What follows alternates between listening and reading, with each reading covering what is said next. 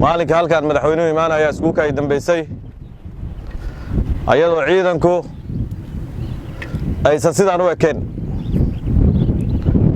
raggii tababarka qurxoon hadda samaynayay iyo gabdhihiiba maalinkaas sidaan ma ahayn waxaa marka mahaddaas kow leh ciidanka oo u dhabar adeegay tababarkaas nambar 2 waxaa soo saaray macallimiin ayaguna aan rajaynayno inaysan caqabad yar la kulmin oo qaarkood magacyo ka raacay meeshan Tangeedi iyo kabtan Cabdisalaam iyo ragga kale oo tababarayaasha halkan jooga waa u mahad celinaynaa ayaguna runtii waxa ay shaqaynayeen oo tababarkaas u marayeen waxay ahayd in galmudug ciidankeedu ciidan dhisan ay noqdaan oo hadhow taceebay iska imaan tababarka la qaatana tababarka NATO inuu yahay noo sheegan ayagu way soo qaateen welina wax ka dhiman yihiin marka fursad weyn bay noo ahayd wiilasheenii wax soo bartay oo tababarada casriga soo bartay inay dib nagu soo noqdaan weliba noo faa'iideeyaan oo ururka koowaad oo galmudug oo dhan furaha u ah ururka horseed taasoo ma ururka ciidanka daraawiishta ee horseeday galmudug nabadeeda galmudug inay soo jiidato shirkii dowlad goboleedyada dhan inuu ka dhaco galmudug madaxdii Soomaaliya oo dhan inay timaado ururkan baa soo jiiday ka sokow madaxda gaalkacyo inay inay hesho konsilkeeda hadda dhismo gaalkacyo mashaariic malaayiin hadda dusheeda inay saas leeyihiin iyo deegaankanba ururkan baa soo jiiday loo sacbiya ayagana ururka horseed galmudug horseedkeeda tiin runtii ciidanka galmudug horseedkeedu waa ciidankan waxaan rabnaa halkaan inaan ka iclaamino tababarkii xoogaa baa nooga dhiman xoogaagaas yarkaay oo ka dhiman markuu soo dhammaystirmo xuquuqdiina waa bilowmaysaa haddii la yidhaahdo loo sacbiyo marka tababarka gabagababaya towdana tababarka waxaa la iclaamin doonaa in la xiri doono madaxda halkaan bay imaanaysaa si rasmi oo official ah labiskii ciidamadan ku maqannahay iyo baabuurta dayactirkeedii waa la shaqo gelayaa wixii markaa ka dambeeya shaqadii loo soo tababartay ayaa la geli doonaa markaas haddii la yidhaahdo wixii ka dambeeya urur kalaa ku tababaranaya Dhankaroode ururka Shabeel waa tababaranaya asaguna bil baa u sii dhimanaysa ayagu ma xogaa waa idinka dambeeyeen bil bay idinka dambeeyeen urur kale oo badan balle hadda laga dhagax dhigayo ka bilowmaya jira asaguna agtiis laakiin ururkan wuxuu ku fiican yahay tababarku goor hore bilaabeen goor hore u xirmayaan laakiin xafladda qalin jabinta waa la isla wada qalin jabin doonaa marka ha loo dhabar adeego intaas yartaa macallimiinta loo dhagan uglaado dabridka waa imaanayna haddii la yiraahdo dabrid baa la samayn doonaa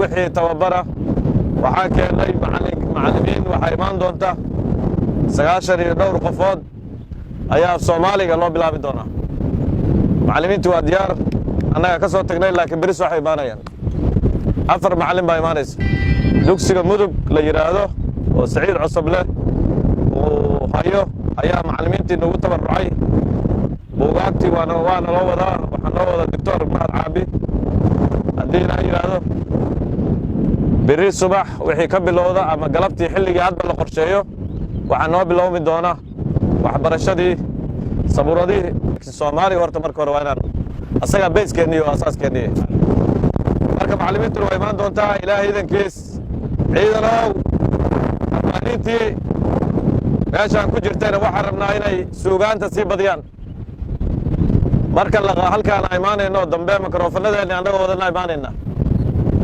waxaan rabnaa in la adkaysi dulqaad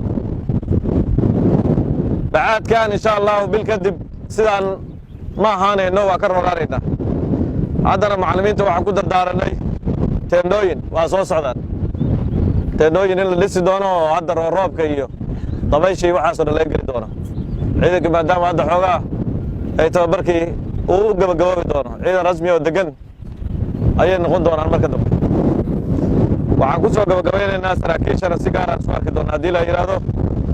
saraakiisha waad mitideen, runtii waa ku mahadsantihiin. ciidanka waad hayseen, waa sabirteen, waad dulqaadateen. waa ognaad duruufaha ku shaqaynayo dhibkay leeyihin kulli, laakiin galmudug oo dhan baa duruufahaas ku shaqaynayso sumcaddii iyo magacan kor soo qaaday. meel fiicanna waa keennay oo hadda laga amaqaadi karo. ilaahay idankiis waxaa noo ballanaa bishaan dhammaadkeedoo dib aan isugu soo noqonno oo tababarkii soo xidhno. sidaas diyaar ma loo yahay? raggii xoogaha balakafaylka ahaa waan u jeeday, darwaliin iyo raggaasay ahaayeen.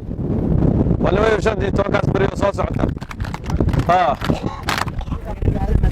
15 beri oo soo socota tababarkii macallimiin ragga odayaasha sida loo joogay xerada, sida tababarka loo qaatay, liistigaasi tixgelintiisuu leeyahay. ciidankuna unug ayaa loo tijaamin doonaa. fasalka marka la imtixaano, imtixaanka qof baa ku dhacaya soo ma. ciidankan hal mar inuusan wada qalinjabin baa laga yaabaa, maadaama tababarka laga yaaba inaan la wada joogin. xaqna maahan labadaas bilood ama 3 bilood qofkii joogay iyo qof 30 maalmood ka joogay ama 40 maalmood ka joogay. xaq maahan qofkii subax hore soo toosayey iyo qofka barqadii soo toosayey inay isku mid noqdaan. waxaan rabnaa maalmahan soo socda tababarka dhiman iyo kii hore oo dadka qaarkood dhaafay inay isla gutaan. maalmo adag waaye. hadhowta inaan la dhihin macallin Geedi aniga xarash gaar u hayay, jufe hebel buu si gaara maaragtay indhaha ugu dhuganayay. waxaas ma yaqaan, liisi baa u qoran, asaguna ma jeegaraynaya. rag odayaalaho waaweyn oo qalinjabinta maaragtay kontarooli doona oo kala saari doona askariga si rasmi ah tababarka u qaatay kan kale ayaa jiri doona haddii la yidhaahdo. marka maalmahan soo socda rag iyo dumarba 20 maalmood oo soo socota si fiican baasha loo adkeeyo. waa soo sabirteen, xilli adag baa la soo maray, xilli ugu dhibka badnaa waa la soo maray, xilli xeradaan cuntadeedu iska yarayd, dhismayaashaan aysan jirin, macallimiintu bilbilow ahaayeen, weli maaragtay aan lala qabsan hawshaan waa la soo maray. laakiin hadda nolosheenna qayb ka mid ay noqotay xeradii, waa lala qabsaday inta badan ragga saraakiisha ay kulli. riboorkaas marka haddii la yidhaahdo aan kulligeen wada qalinjabinno, qof aan si gaara loo jecel yahay iyo qof si gaara loo necab yahay ma jire. kulligeen waxaan rabnaa inaan hal mar wada qalinjabinno. waxa qof walba qofaan Soomaaliga aqoonna, maadaama Soomaaliga aan bilaabayno, qofaan Soomaaliga aqoonna way dhib badan tahay inuu qalin jabiyo. aad iyo aad baa u mahadsantihiin. waxaan ka dardaarmaynaa salaada 5 salaadood sida macallinku markuu yiraahdo digtoonow aa u digtoonaanays. ilaahay digtoonowdiisa waa salaadaas, amarkiisana asagay tahay inaan qaadanno. salaada waa ka dardaarmaynaa. 2 daqiiqa lagu tukanaya 4 ragco, 10 daqiiqana la kaga baahan yahay annagoo dhan maalinkii waajibkeennina ku gudanaynaa. 24 saac taagnowna lama lahan. waa 2 daqiiqo 3 daqiiqo 4 ragcaan tukanno. 3 iyo 2 hadday tahayna waa ka sii yartahayba. taas aad baan uga dardaarmaynaa. ayaantii horena waa ka dardaaran. alla ka cabsiga waa muhiim wey. amar qaadashaduna waxay ka bilaabataa midda ilaahay iyo rasuulkiisa sallallahu alayhi wasallam.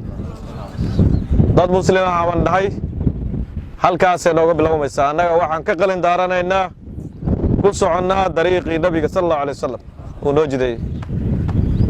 asagaa macallinkeenniya, asagaa hanuuniyaheenniya, asagaa meeshii maaragtay noo shafeeca qaadaya ahaa.